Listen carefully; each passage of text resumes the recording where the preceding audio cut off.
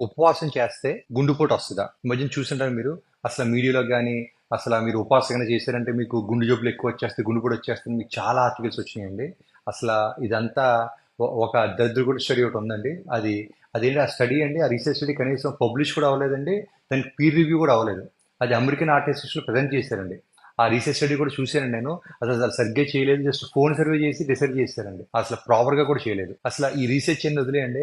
అసలు ఉపవాసం అనేదండి ఒక సహజమైన పద్ధతి అండి అది. మీరు అడవిలో ఉంటే ఒకరోజు ఫుడ్ దొరుకుతుంది, ఒకరోజు ఫుడ్ దొరకదు. మనం అంటే ఇప్పుడు మనం ఈ సివిలైజేషన్ ఫార్మ్ చేసుకుని ఫుడ్ చైన్ ఆర్గనైజ్ చేసుకుని మనకేంటి ఫుడ్ ఎప్పుడు దొరుకుతుంది. మీరు అడవిలో ఉంటే ఒక రోజు ఫుడ్ దొరుకుతుంది, ఒక రోజు ఫుడ్ దొరకదండి. మీరు అడవిలో చాలా జంతువులు చూడండి. ఈ ఒక పూట తింటే ఒక పూట తినవు, ఒక రోజు తింటే ఒక రోజు తినవు.